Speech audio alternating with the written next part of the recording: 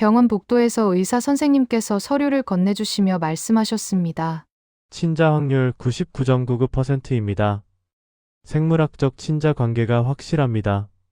그 말이 떨어지는 순간 남편의 얼굴이 하얗게 질렸고 시어머니는 뒤로 비틀거리며 벽을 짚었습니다. 저는 차갑게 웃으며 물었습니다. 어머니, 제가 불륜을 저질렀다고 하셨죠? 이 아이가 남의 자식이라고 친척들한테 소문내셨죠? 시어머니는 입술을 떨며 아무 말도 하지 못했고 남편은 고개를 돌린 채 제 눈을 마주치지 못했습니다. 저는 그때 몰랐습니다. 그들이 왜 그렇게 당황하는지, 왜 그렇게 확신에 차서 저를 불륜녀로 몰았는지를요.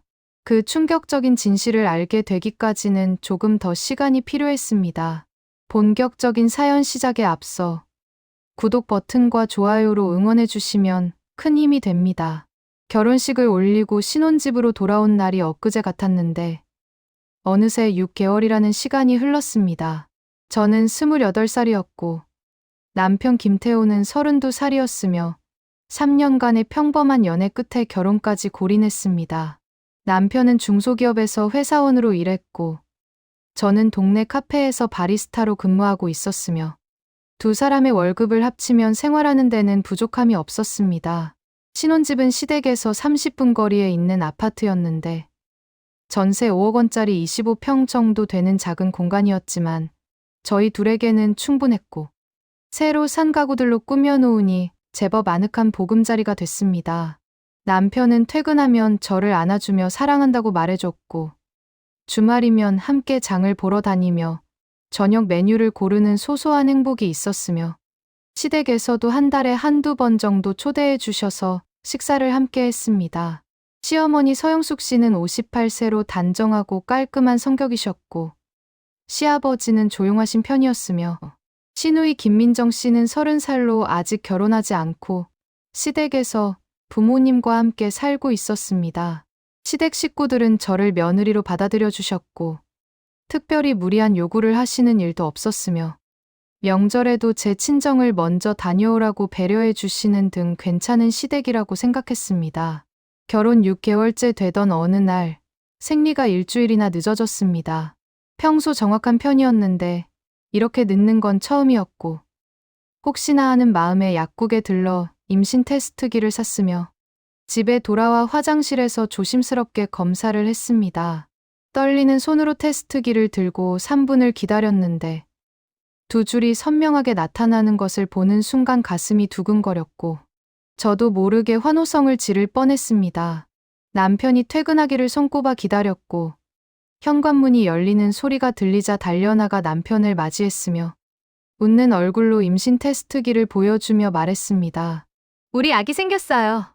남편은 처음에는 놀란 표정을 지었고 잠시 멍하니 테스트기를 바라보더니 천천히 저를 안아주었습니다. 그런데 뭔가 이상했습니다. 남편의 포옹이 예전처럼 따뜻하지 않았고 등을 토닥이는 손길도 어딘지 모르게 굳어 있는 것 같았으며 축하한다는 말도 한참 뒤에야 나왔습니다. 저는 그때 남편이 갑작스러운 소식에 당황한 거라고 생각했고 아이가 생기면 책임감 때문에 부담스러울 수도 있다고 이해하려 했으며 곧 적응할 거라고 믿었습니다. 저녁을 먹으면서 남편에게 병원에 가자고 말했고 정확한 검사를 받아야 한다고 했으며 남편은 고개를 끄덕이며 내일 병원 예약을 해보겠다고 했습니다. 하지만 남편의 표정은 여전히 밝지 않았고 밥을 먹는 내내 생각에 잠긴 듯 멍하니 허공을 바라보고 있었으며 제가 말을 걸어도 대답이 늦었습니다. 그날 밤 잠자리에 들었을 때였습니다. 남편이 갑자기 물었습니다. 정말 내 아이가 맞아?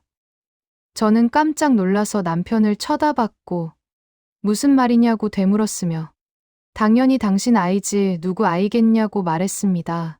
남편은 한참을 침묵하다가 그냥 물어본 거라고 했고 너무 갑작스러워서 실감이 안 난다고 덧붙였으며 저는 그 말을 믿으려 했습니다. 하지만 그 후로 남편의 태도가 조금씩 변하기 시작했습니다. 제 핸드폰을 자주 쳐다봤고 제가 카톡이나 문자를 받으면 누구한테 온 거냐고 물어봤으며 친구 만난다고 하면 누구를 만나는지 구체적으로 물어보기 시작했습니다.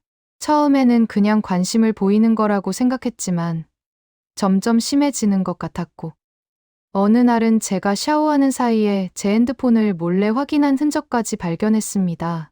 제가 남편에게 물었습니다.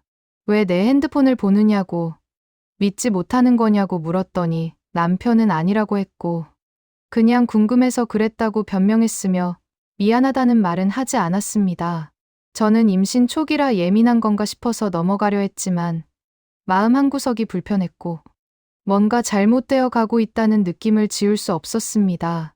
병원에 갔을 때도 남편은 의사 선생님께 이상한 질문을 했습니다.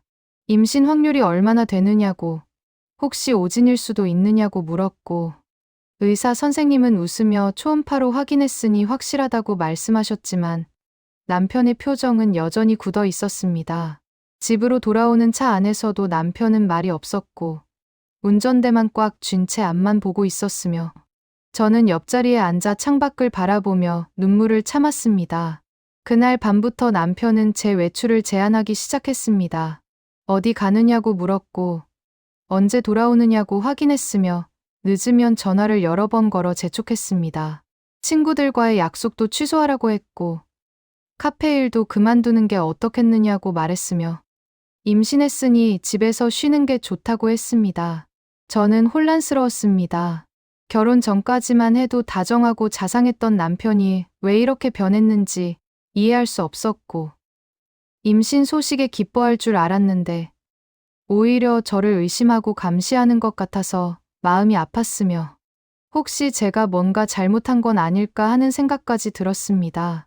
임신 2달째가 되자 남편의 의심은 더욱 노골적으로 변했고 이제는 대놓고 저를 감시하기 시작했습니다.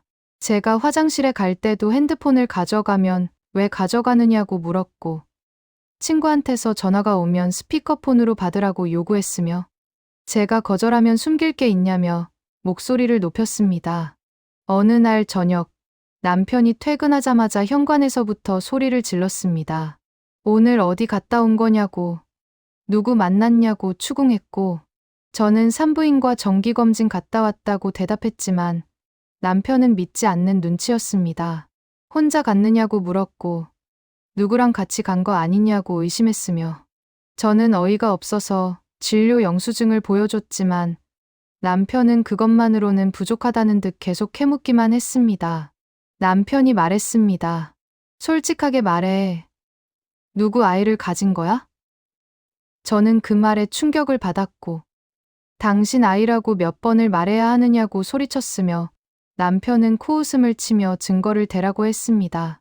무슨 증거를 원하느냐고 물었더니 남편은 대답하지 않고 방으로 들어가 버렸으며 저는 거실에 혼자 남아 눈물을 흘렸습니다.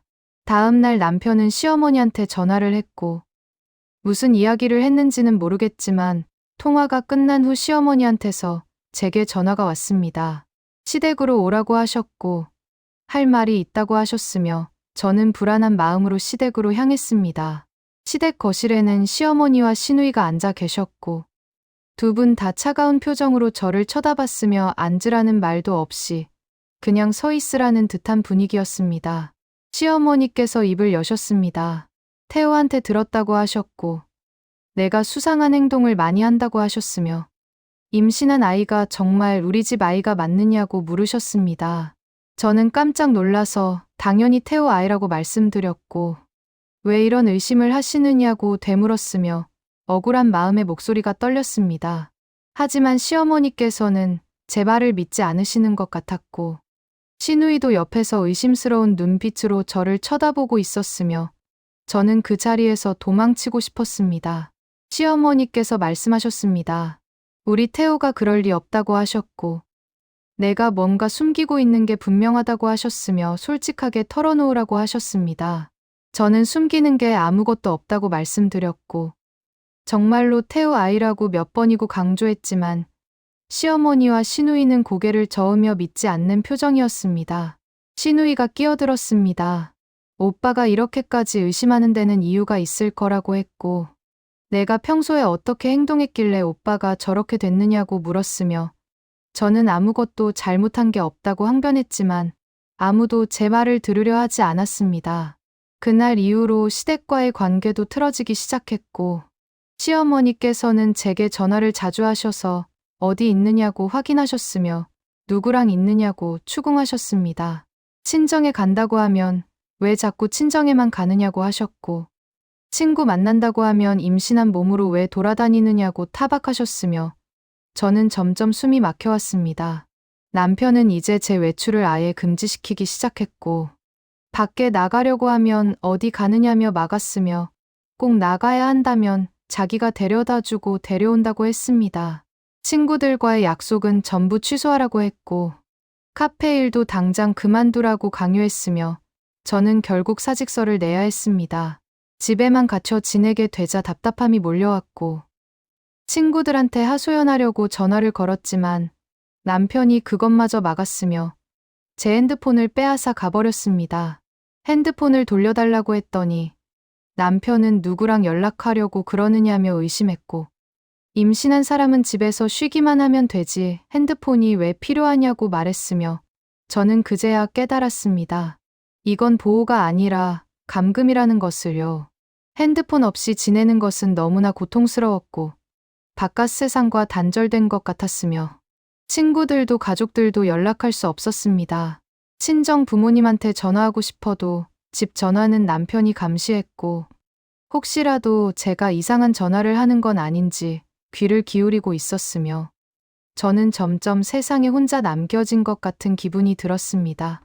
임신 석 달째, 입덧이 심해졌지만 병원에도 혼자 갈 수 없었고, 남편이 시간을 내서 데려다 줘야 했으며, 남편은 진료실까지 따라 들어와서 의사 선생님께 하는 말 하나하나를 감시했습니다. 의사 선생님께서 이상하게 생각하시는 것 같았지만, 저는 아무 말도 할 수 없었고, 그냥 고개만 숙이고 있었으며, 남편은 진료가 끝나자마자 저를 데리고 집으로 돌아왔습니다. 집으로 돌아오는 차 안에서 남편이 말했습니다. 내가 수상한 행동만 하지 않으면 이렇게 안 해도 된다고 했고, 다 너 때문이라고 했으며, 저는 아무 대답도 하지 못한 채 창밖만 바라봤습니다. 제가 뭘 잘못한 걸까요? 임신한 게 잘못인가요? 그런 생각이 머릿속을 맴돌았고, 눈물이 흘러내렸지만 남편은 신경도 쓰지 않았습니다. 임신 5개월째가 되자 시댁에서 큰 행사가 있다는 소식을 들었고, 시할머니께서 팔순을 맞이하셔서 온 가족이 모여 잔치를 연다고 했으며, 친척들까지 합치면 30명이 넘게 모이는 큰 잔치라고 했습니다.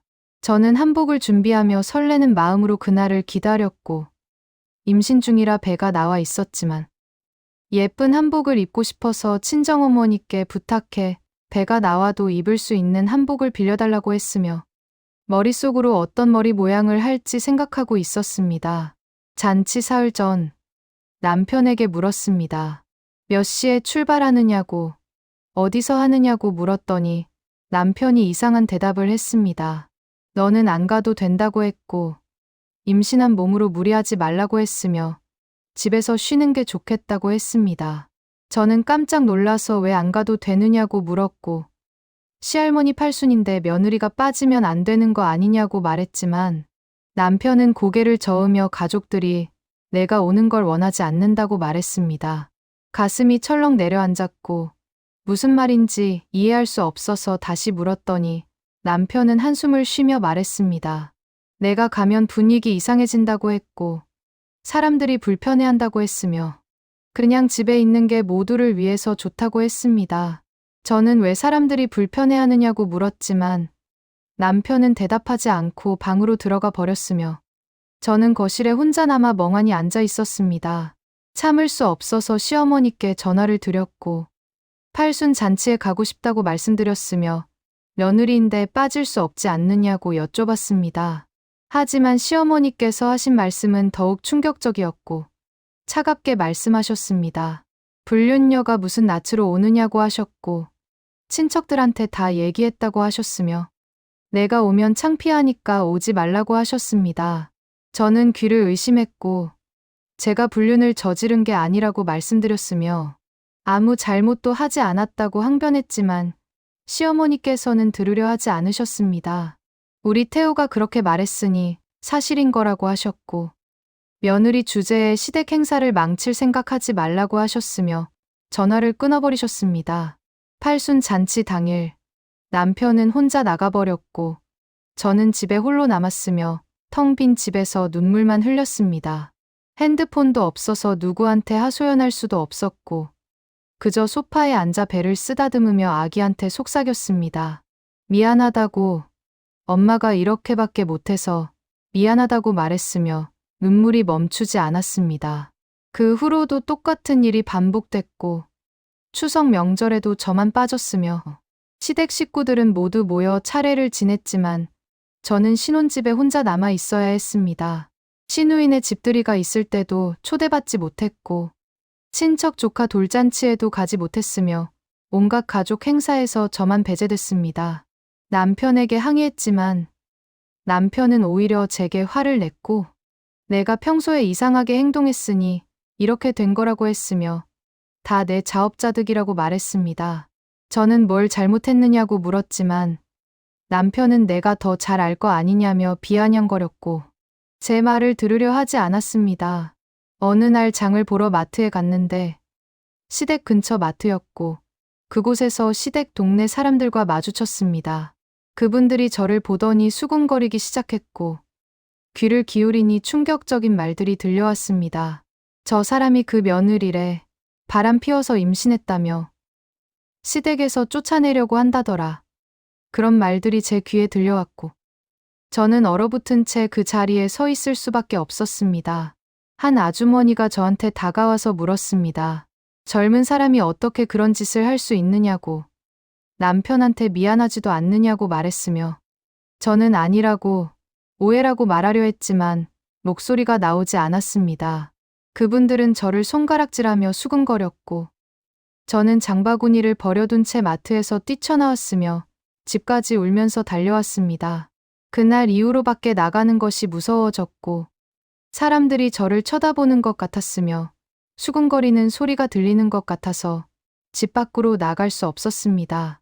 장을 보러 가는 것도 산책을 하는 것도 모든 게 두려웠고 그냥 집에만 틀어박혀 있게 됐습니다. 친정어머니께서 전화를 하셨지만 남편이 받아서 저는 통화할 수 없었고 남편은 괜찮다고 잘 지내고 있다고 거짓말을 했으며 친정어머니께서 저와 직접 통화하고 싶다고 하셨지만 남편은 지금 자고 있다며 핑계를 댔습니다. 친정에 가고 싶다고 말했더니 남편은 임신 중에는 안 된다고 했고 몸조리 잘해야 한다며 막았으며 저는 친정과도 단절된 채 살아가야 했습니다. 하루하루가 지옥 같았고 아침에 눈을 뜨는 것도 두려웠으며 남편과 시댁 식구들이 저를 어떻게 대할지 몰라서 불안했습니다. 잠도 제대로 오지 않았고 밥맛도 없었으며 거울을 보니 헬쑥하게 야윈 얼굴이 저를 바라보고 있었습니다. 임신 6개월째 병원에서 정기검진을 받는데 의사 선생님께서 걱정스러운 표정으로 물으셨습니다. 요즘 우울하지 않으냐고, 잠은 잘 자느냐고 물으셨으며 스트레스를 많이 받는 것 같다고 하셨습니다.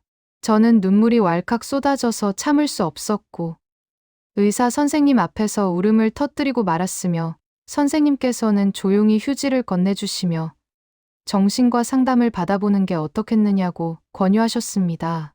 산부인과 안에 있는 정신건강의학과로 안내받았고 정신과 의사 선생님과 상담을 하게 됐으며 그동안 있었던 일들을 모두 털어놓았습니다. 남편의 의심, 시댁의 냉대, 가족 행사 배제, 동네 사람들의 손가락질, 모든 것을 이야기했고 의사 선생님께서는 심각한 표정으로 듣고 계셨으며 상담이 끝난 후 진단서를 써주셨습니다. 우울증이라고 했고 임신 중 우울증은 산후우울증으로 이어질 수 있으니 치료가 필요하다고 하셨으며 약은 임신 중이라 처방할 수 없지만 정기적인 상담은 받아야 한다고 하셨습니다. 저는 진단서를 받아들고 남편한테 보여줬지만 남편은 믿지 않았고 꾀병 부리지 말라며 진단서를 찢어버렸으며 저는 그 자리에 주저앉아 울었습니다. 임신 9개월이 되어 출산 예정일이 다가왔고 배는 무겁게 불러와서 걷는 것조차 힘들었으며 밤마다 태동이 심해서 잠을 제대로 잘 수 없었습니다. 진통이 시작된 건 새벽 3시쯤이었고 아랫배가 조이는 듯한 통증이 몇 분 간격으로 찾아왔으며 남편을 깨워 병원에 가야 한다고 말했습니다. 남편은 귀찮다는 표정으로 일어났고 옷을 입으며 정말 진통이 맞느냐고 물었으며 혹시 거짓말하는 거 아니냐고 의심했습니다. 저는 아파서 제대로 대답도 하지 못한 채 배를 움켜쥐고 있었고 남편은 그제야 서둘러 차를 가지러 나갔으며 병원까지 가는 내내 진통의 간격은 점점 짧아졌습니다. 응급실에 도착해서 휠체어에 앉았고 간호사분들이 급하게 분만실로 데려갔으며 남편은 뒤에서 천천히 따라오고 있었습니다. 분만실에 들어가자 의사 선생님께서 검진을 하셨고 자궁문이 많이 열렸으니 곧 나올 거라고 하셨으며 힘내라는 말씀과 함께 준비를 시작하셨습니다. 출산은 고통 그 자체였고 진통이 올 때마다 온몸이 찢어지는 것 같았으며 비명을 지르고 싶었지만 참았습니다. 의사 선생님과 간호사분들이 힘내라고, 조금만 더 힘내라고 말씀하셨고 저는 있는 힘껏 힘을 주었으며 마침내 아기의 울음소리가 들렸습니다. 아들이었습니다. 3.2kg의 건강한 사내아이였고 간호사분께서 아기를 안아 보여주셨으며 저는 눈물을 흘리며 아기를 쳐다봤습니다. 제 아기였고 10개월 동안 제 뱃속에서 함께 지낸 소중한 아기였으며 온갖 고난 속에서도 지켜낸 생명이었습니다. 하지만 아기를 안아보지도 못한 채 간호사분께서 아기를 데려가셨고 신생아실로 간다고 하셨으며 저는 잠깐만 안아보고 싶다고 말했지만 분만 후라 몸 상태를 먼저 확인해야 한다며 안 된다고 했습니다. 아쉬운 마음으로 아기가 가는 모습을 바라봤고 곧 다시 만날 수 있을 거라고 믿었으며 회복실로 옮겨졌습니다. 1시간쯤 지났을 때 남편과 시어머니가 회복실로 들어왔고 두 분 다 굳은 표정이었으며 축하한다는 말씀은 없었습니다. 시어머니께서 먼저 입을 여셨고 아기 봤느냐고 물으셨으며 저는 아직 못 봤다고 대답했습니다. 시어머니께서 말씀하셨습니다.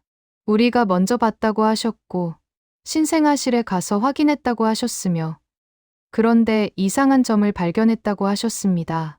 저는 무슨 말씀인지 몰라서 되물었고 아기가 아픈 거냐고 걱정스럽게 물었지만 시어머니께서는 고개를 저으셨습니다.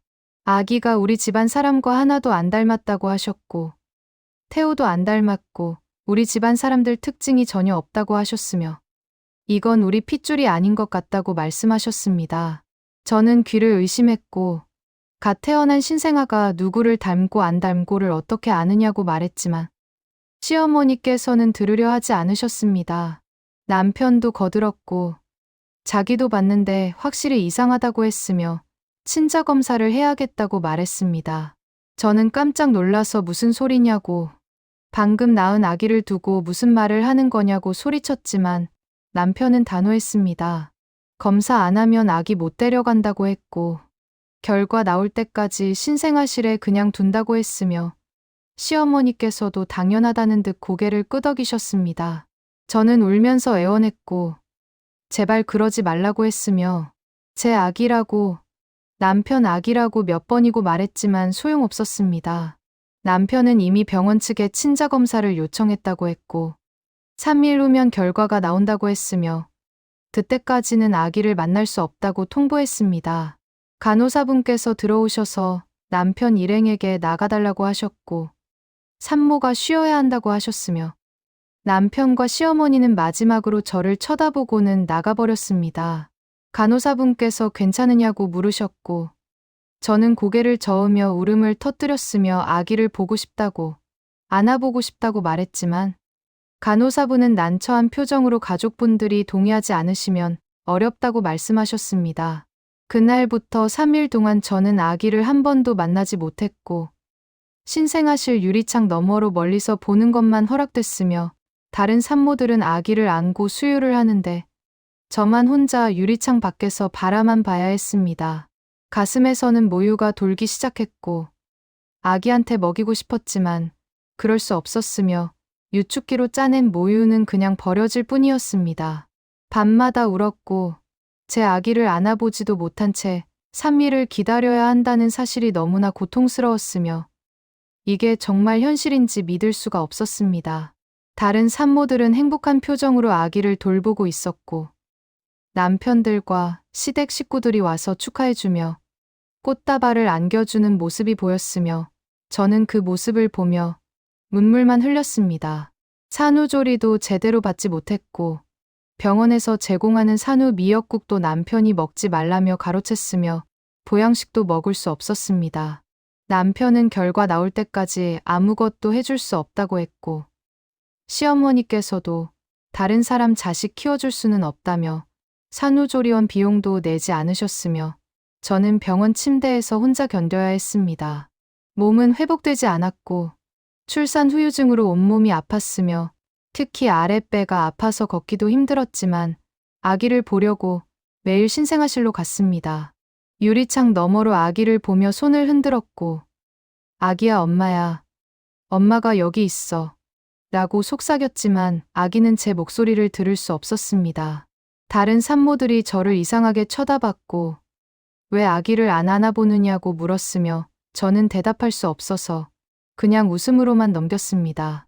간호사분들도 안타까운 표정으로 저를 바라봤고, 한 분은 제게 조용히 다가와 힘내라고 말씀해 주셨으며, 그 말에 또 눈물이 났습니다. 3일째 되는 날 아침, 남편과 시어머니가 병원으로 왔고, 의사 선생님 진료실로 함께 가자고 했으며, 드디어 친자 검사 결과가 나온다고 했습니다. 저는 떨리는 다리를 억지로 움직여 진료실로 향했고, 복도를 걷는 내내 가슴이 두근거렸으며, 이 악몽이 끝나기를 간절히 바랐습니다. 진료실 문을 열고 들어가니 의사 선생님께서 책상 앞에 앉아 계셨고, 손에는 서류 봉투를 들고 계셨으며, 저희를 보시더니 앉으라고 하셨습니다. 남편과 시어머니는 긴장한 표정으로 의자에 앉았고, 저는 떨리는 손으로 의자 팔걸이를 꽉 잡았으며 심장이 터질 듯이 뛰었습니다. 의사 선생님께서 서류를 꺼내셨고, 친자 검사 결과가 나왔다고 말씀하셨으며 천천히 결과지를 펼쳐 보이셨습니다. 그리고 말씀하셨습니다. 친자 확률 99.99%입니다. 생물학적 친자 관계가 확실합니다. 그 말이 떨어지는 순간 남편의 얼굴이 하얗게 질렸고, 시어머니는 뒤로 비틀거리며 의자 등받이를 꽉 잡았으며, 두 분 다 말을 잇지 못한 채 결과지만 멍하니 쳐다보고 계셨습니다. 저는 차갑게 웃으며 물었습니다. 어머니, 제가 불륜을 저질렀다고 하셨죠? 이 아기가 남의 자식이라고 친척들한테 소문내셨죠? 시어머니는 입술을 떨며 아무 말도 하지 못했고, 남편은 고개를 돌린 채 제 눈을 마주치지 못했으며, 의사 선생님께서는 난처한 표정으로 저희를 바라보고 계셨습니다.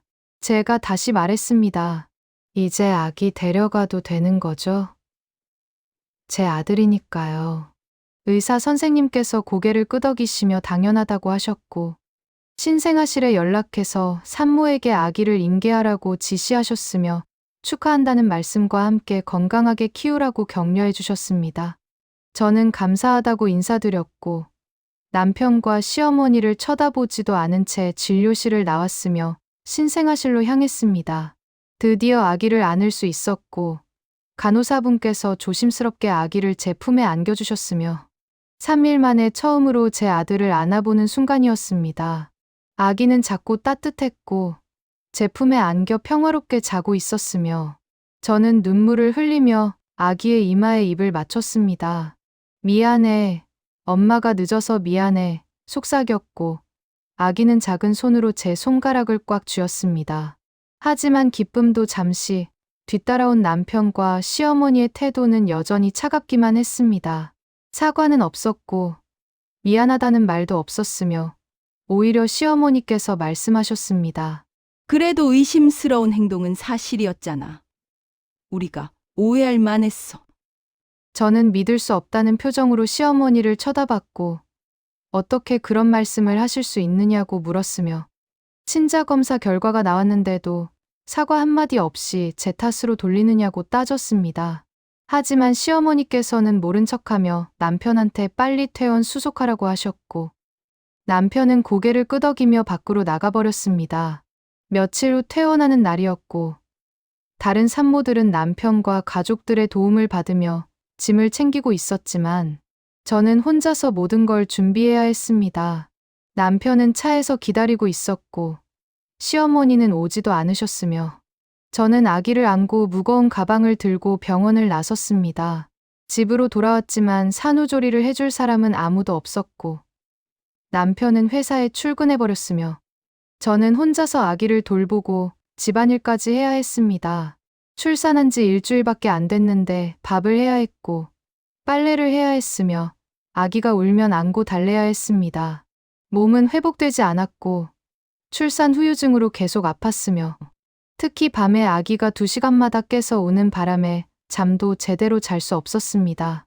수유를 하고 기저귀를 갈고 트름을 시키고 재우고, 그 과정을 반복하다 보면 어느새 아침이 밝아왔고, 남편은 출근 준비를 하며 아침 차려달라고 했습니다. 친정어머니께 연락하고 싶었지만 여전히 핸드폰은 남편이 가지고 있었고, 집 전화로 연락하려 했지만 남편이 전화선을 뽑아버렸으며 완전히 고립된 채 살아가야 했습니다. 도움을 청할 곳도 없었고 의지할 사람도 없었으며 그저 하루하루를 버티는 것만으로도 힘겨웠습니다.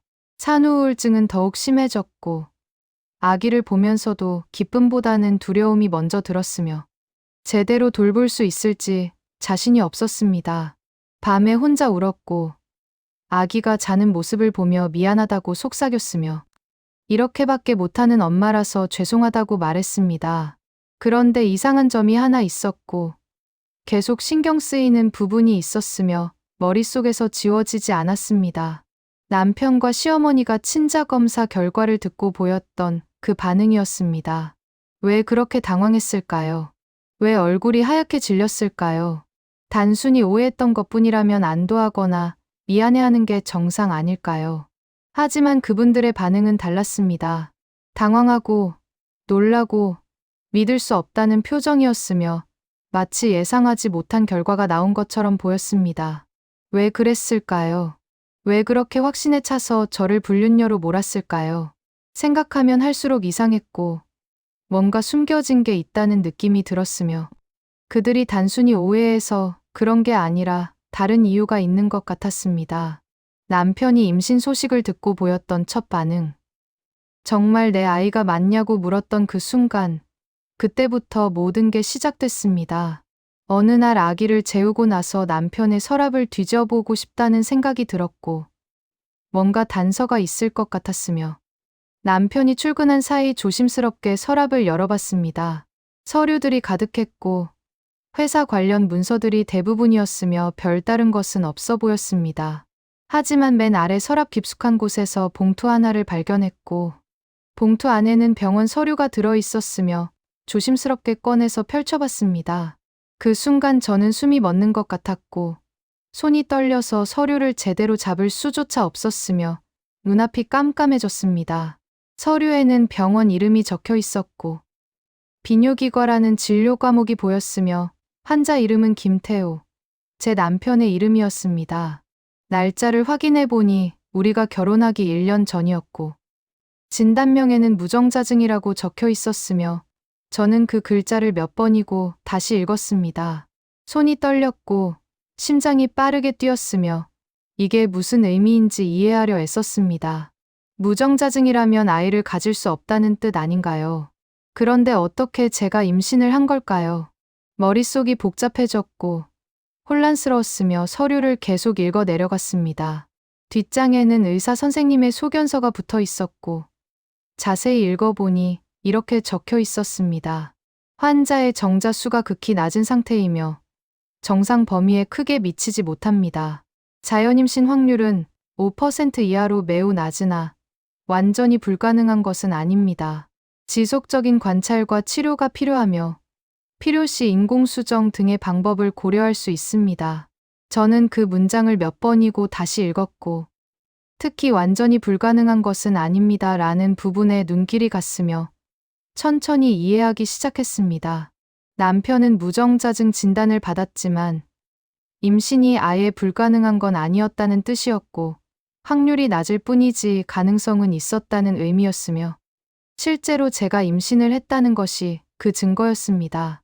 그렇다면 남편은 이 사실을 알고 있었다는 뜻이었고 임신이 가능하다는 것을 알면서도 제가 임신하자 불륜녀로 몰았다는 의미였으며 모든 게 계획된 것이었다는 생각이 들었습니다. 무릎에 힘이 풀렸고 그 자리에 주저앉아 버렸으며 서류를 꽉 쥔 채 눈물을 흘렸습니다. 왜 그랬을까요? 왜 저를 이렇게 만들었을까요? 남편은 제가 임신했을 때 자기 아이라는 걸 알면서도 모른 척했고 불륜녀로 몰아 저를 학대했으며 시어머니와 함께 계획적으로 저를 괴롭혔다는 뜻이었습니다. 1년 동안 제가 겪었던 고통이 모두 거짓 위에 세워진 것이었고 그들은 진실을 알고 있으면서도 저를 지옥으로 몰아넣었던 것입니다. 친자검사를 강요했던 것도 이제 이해가 됐고 그들은 결과가 어떻게 나올지 알고 있었으면서도 저를 시험했던 것이며 마지막까지 저를 괴롭히고 싶었던 것입니다. 결과를 듣고 당황했던 이유도 이해가 됐고 사과하지 않았던 이유도 알 것 같았으며 그들은 처음부터 끝까지 아기를 가지고 저를 대했던 것입니다. 아기 울음소리가 들렸고 재운 지 얼마 안 됐는데 벌써 깬 것 같았으며 저는 서둘러 눈물을 닦고 일어났습니다. 서류를 다시 봉투에 넣었고 사진으로 찍어두어야겠다는 생각이 들었지만 핸드폰이 없어서 찍을 수 없었으며 일단 원래 자리에 다시 넣어두었습니다.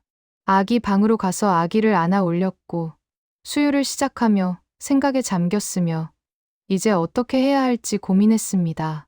이대로 살 수는 없었고 이런 사람과 함께 아이를 키울 수 없었으며 벗어나야 한다는 생각이 확고해졌습니다. 남편이 퇴근해서 돌아왔을 때 저는 최대한 평소처럼 행동하려 애썼고 들킬까봐 조심스러웠으며 저녁을 차려주고 아무렇지 않은 척했습니다. 남편은 밥을 먹으며 오늘 회사에서 있었던 일을 이야기했고 저는 고개를 끄덕이며 듣는 척했지만 한마디도 귀에 들어오지 않았습니다. 밤이 되어 남편이 잠들자 저는 조용히 거실로 나왔고 남편의 가방에서 핸드폰을 꺼냈으며 제 친정어머니께 문자를 보냈습니다. 엄마, 나야. 남편 핸드폰으로 보내는 거야.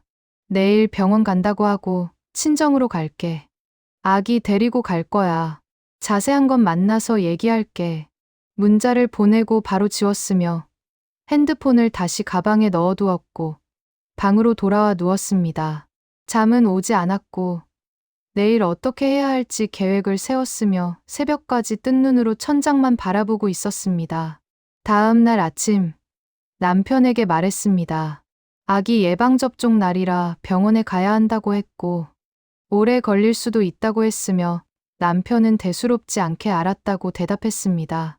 남편이 출근하고 나서 저는 서둘러 짐을 쌌고 아기 옷과 기저귀, 분유를 가방에 넣었으며 제 옷도 몇 벌 챙겼습니다. 무정자증 진단서도 가져가야 했고 다시 서랍을 열어 봉투를 꺼냈으며 가방 깊숙한 곳에 숨겨 넣었습니다.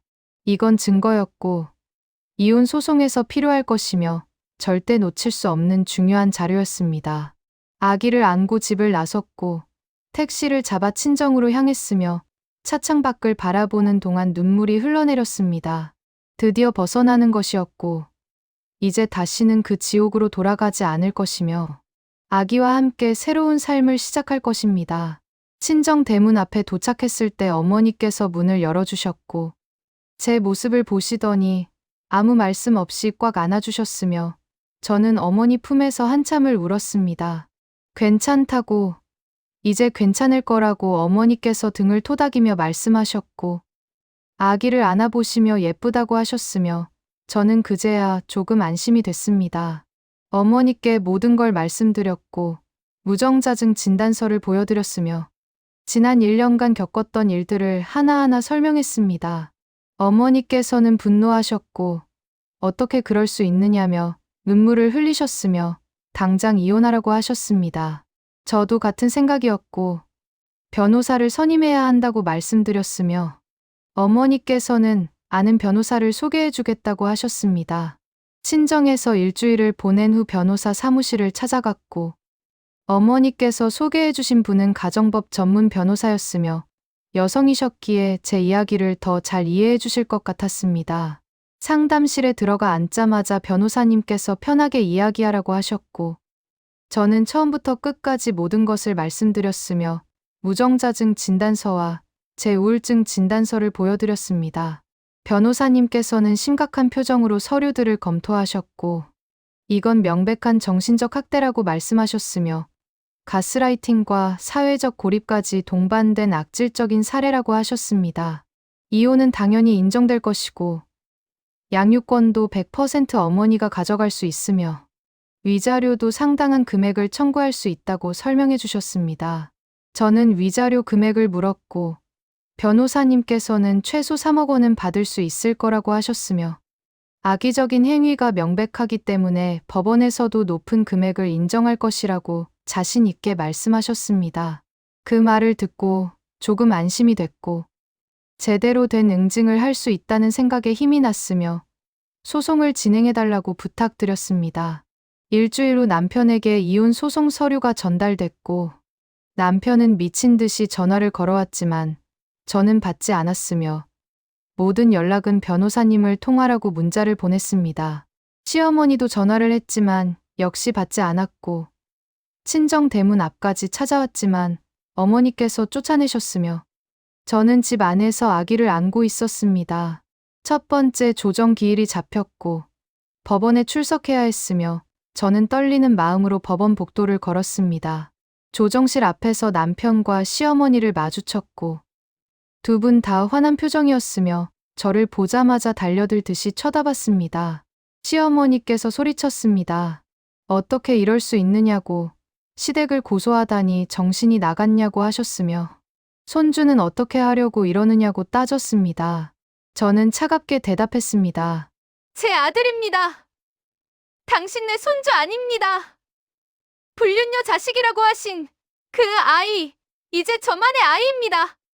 남편이 끼어들었고 오해였다고 했으며 다시 돌아오면 잘해주겠다고 했지만 저는 코웃음을 쳤습니다.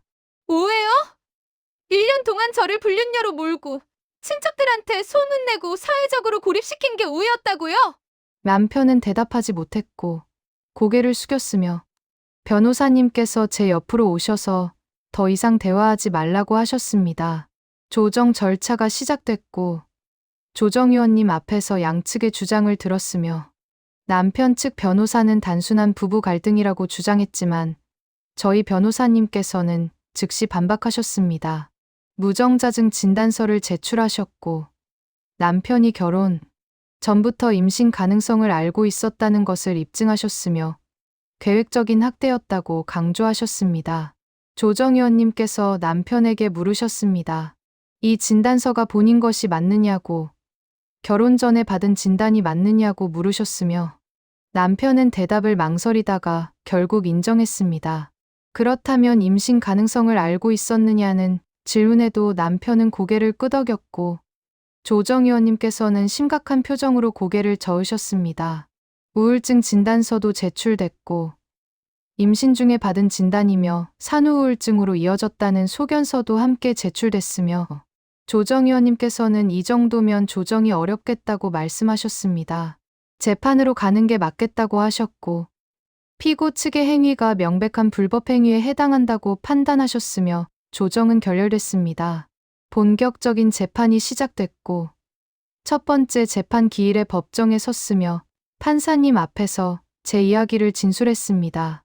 임신 사실을 알렸을 때부터 시작된 의심, 핸드폰 압수와 외출 금지, 가족 행사에서의 배제, 동네 사람들에게 불륜녀로 소문낸 일, 친자 검사 강요, 산후조리 박탈, 모든 것을 하나하나 설명했고 판사님께서는 심각한 표정으로 듣고 계셨습니다.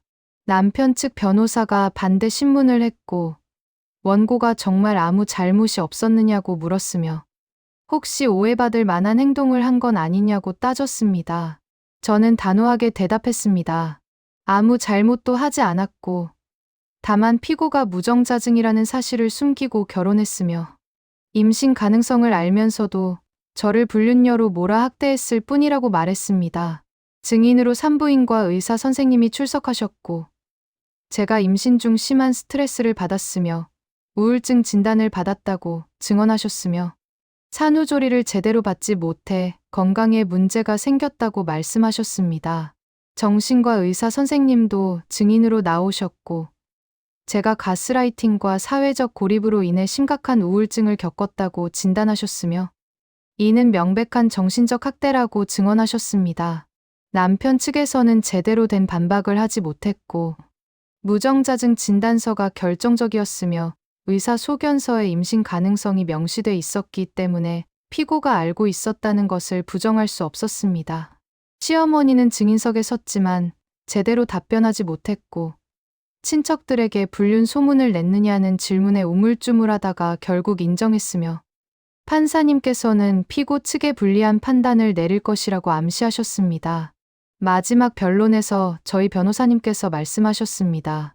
피고는 원고를 기만하고 학대했으며, 이는 단순한 부부 갈등이 아닌 계획적이고 악의적인 범죄 행위라고 강조하셨고, 양육권은 당연히 원고에게 가야 하며 위자료도 최대한 높게 책정되어야 한다고 주장하셨습니다.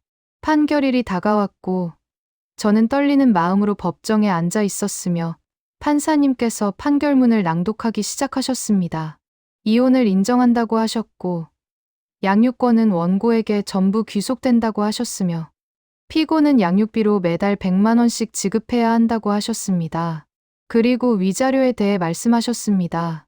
피고의 행위는 명백한 정신적 학대이며 무정자증을 숨기고 결혼한 것은 사기에 해당하고, 원고를 불륜녀로 몰아 사회적으로 고립시킨 것은 악의적인 범죄 행위라고 판단하셨으며, 따라서 위자료 3억 원을 지급하라고 판결하셨습니다. 그 순간 시어머니가 법정에서 주저앉았고, 남편은 얼굴이 하얗게 질렸으며 저는 눈물을 흘리며 변호사님 손을 꽉 잡았습니다. 이겼습니다. 완벽하게 이겼고 제 아들을 지켰으며 그들의 악행에 대한 대가를 받아냈습니다. 이혼 판결이 확정된 후 저는 친정에서 아이와 함께 지내며 새로운 삶을 준비했고, 위자료 3억 원을 받아 일부는 아이의 교육비로 저축했으며 나머지로 작은 온라인 쇼핑몰을 시작했습니다. 처음에는 혼자서 모든 걸 해야 했고, 아이를 업고 컴퓨터 앞에 앉아 상품을 등록했으며 밤늦게까지 포장 작업을 하는 날이 많았습니다. 하지만 포기하지 않았고, 고객 한 분 한 분을 정성껏 대했으며 좋은 상품을 합리적인 가격에 판매하려 노력했습니다. 처음 몇 개월은 매출이 미미했지만 점점 단골 고객이 생기기 시작했고, 입소문을 타면서 주문이 늘어났으며 1년이 지나자 직원을 1명 고용할 수 있었습니다. 2년째가 되자 사업은 본격적으로 성장하기 시작했고, 월 매출이 1,000만 원을 넘어섰으며 작은 사무실도 얻을 수 있었습니다.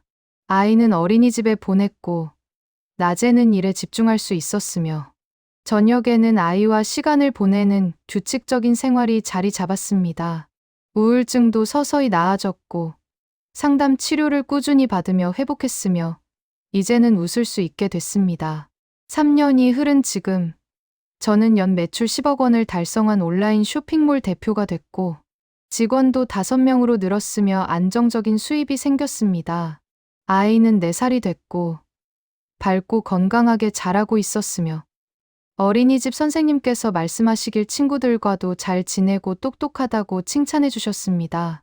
친정 근처에 작은 아파트를 구입했고 아이와 단둘이 살기에 충분한 공간이었으며, 아침에 일어나면 아이와 함께 아침을 먹고 어린이집에 데려다 준 후 출근하는 일상이 행복했습니다. 더 이상 누구의 눈치를 볼 필요도 없었고 의심받을 일도 없었으며 자유로웠습니다. 어느 날 어머니께서 전화를 하셨고 전 남편 소식을 전해주셨으며 재혼조차 못하고 있다고 하셨습니다. 이혼 재판 과정에서 무정자증 사실이 알려졌고 법원 기록이 공개되면서 동네에 소문이 퍼졌다고 했으며 주변 사람들이 다 알게 됐다고 하셨습니다. 소개팅을 나가도 상대 여성이 나중에 알고는 거절했다고 했고, 결혼 정보 회사에서도 무정자증 때문에 매칭이 어렵다고 했으며 35살이 됐지만 여전히 혼자 살고 있다고 하셨습니다. 시어머니께서는 며느리를 구하려고 여기저기 수소문하지만 무정자증이란 소문 때문에 아무도 만나주지 않는다고 했으며 친척들 사이에서도 손가락질 당하고 있다고 하셨습니다. 시댁은 경제적으로도 어려워졌다고 했고 전 남편이 회사에서 잘렸으며 이혼 소송 비용과 위자료 3억 원 때문에 집까지 팔아야 했다고 하셨습니다. 이제는 월세 오피스텔에서 전 남편과 시어머니가 함께 살고 있다고 했고 시누이도 결혼하지 못한 채 따로 자취하며 생활하고 있다고 하셨습니다. 저는 그 소식을 듣고도 아무 감정이 들지 않았고 그저 자업자득이라고 생각했으며 더 이상 그 사람들의 인생에는 관심이 없었습니다. 제가 겪었던 고통을 생각하면 이 정도는 당연한 대가라고 여겨졌으며 오히려 제 인생을 되찾을 수 있어서 다행이라고 생각했습니다. 시어머니께서는 몇 번이나 연락을 시도하셨고 손주를 보고 싶다며 전화를 하셨지만 저는 받지 않았으며 문자로 다시는 연락하지 말라고 통보했습니다. 그래도 계속 연락이 와서 결국 번호를 차단했고 친정으로 찾아오셨을 때는 어머니께서 단호하게 돌려보내셨으며 저는 더 이상 그분들과 엮이고 싶지 않았습니다. 어느 토요일 오후였고 아이와 함께 동네 슈퍼마켓에 장을 보러 갔으며 아이는 카트를 밀며 신나게 따라왔습니다. 과일 코너에서 사과를 고르고 있는데 아이가 갑자기 말했습니다. 엄마, 저 사람들 누구야? 고개를 돌려 아이가 가리키는 쪽을 봤고 그곳에는 초라한 모습의 전 남편과 시어머니가 서 있었으며 두 분 다 3년 전과는 완전히 다른 모습이었습니다. 남편은 머리가 많이 빠졌고 얼굴은 수척했으며 시어머니는 허리가 굽은 듯 보였고 값싼 옷을 입고 계셨습니다. 시어머니께서 저를 알아보셨고 눈이 커지더니 입을 떡 벌렸으며 남편도 저를 쳐다보더니 얼굴이 하얗게 변했습니다. 시어머니께서 다가오려고 하셨고 손을 뻗으며 제 이름을 불렀지만 저는 아이의 손을 잡았습니다. 아이한테 조용히 말했습니다. 아무도 아니야. 그냥 가자. 아이는 고개를 끄덕이며 제 손을 꽉 잡았고 저는 카트를 밀며 그 자리를 떠났으며 뒤에서 시어머니가 부르는 소리가 들렸지만 돌아보지 않았습니다. 계산을 마치고 슈퍼마켓을 나오는데 뒤에서 발소리가 들렸고 시어머니께서 따라오신 것 같았지만 저는 아이를 안아 올렸습니다. 아이가 물었습니다. 엄마, 저 할머니 왜 울어? 저는 대답하지 않았고 그냥 집으로 가자고 했으며 아이는 제 품에 안겨 고개를 끄덕였습니다. 집으로 가는 길에 아이가 말했습니다. 엄마, 나 엄마랑 있는 게 제일 좋아. 그 말에 가슴이 뭉클했고 아이를 꽉 안으며 말했습니다. 엄마도 우리 아들이 제일 좋아. 우리 둘이 행복하게 살자. 그날 밤 아이를 재우고 창밖을 바라봤습니다. 3년 전에 제가 생각났고 불륜녀로 몰려 손가락질 당하던 그 시절이 떠올랐으며 아기를 안아보지도 못한 채 산미를 기다려야 했던 그 고통이 기억났습니다. 하지만 이제는 다릅니다. 저는 성공한 사업가가 됐고 아이는 건강하게 자라고 있으며 누구의 눈치도 보지 않고 살아가고 있습니다.